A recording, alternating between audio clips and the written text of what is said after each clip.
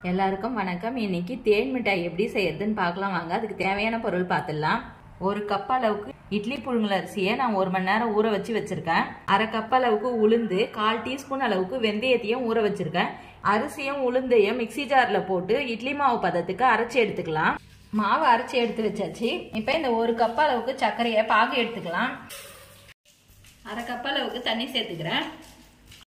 சர்க்கரை நல்லா 10 நிமிஷம் கொதிக்க வச்சுட்டு, இந்த கம்பி பதெல்லாம் தேவையில்ல, இந்த அளவுக்கு பிசுக்கு பதம் வந்தாவே நம்ம எடுத்துக்கலாம். தேன் மிட்டாய் பொரிச்சு எடுத்துக்கலாம். ஃபுட் கலர் சேர்த்துக்கிறேன். நீங்க ஃபுட் கலர் வேணாம்னா அவாய்ட் பண்ணிக்கலாம்.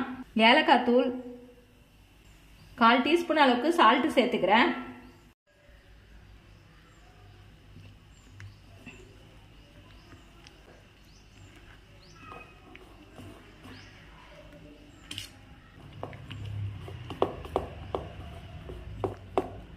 சமையல் சோடா ஒரு பிஞ்ச் அளவுக்கு சேர்த்துக்கிறேன்.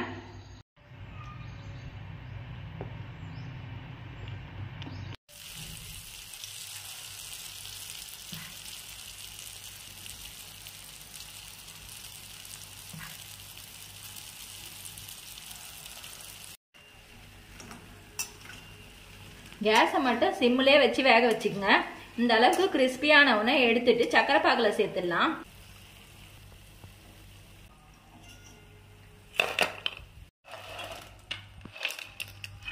நீங்க 10 நிமிஷம் ஊற வச்சாவே போதும், நல்லா ஊறிடும்.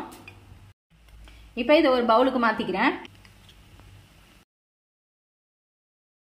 தேன் மிட்டாயை நீங்களும் வீட்டில் செஞ்சு பாருங்க. செஞ்சு பார்த்துட்டு எப்படி இருந்துச்சுன்னு சொல்லுங்க. லைக் பண்ணுங்க, ஷேர் பண்ணுங்க, கமெண்ட் பண்ணுங்க, சப்ஸ்கிரைப் பண்ணுங்க.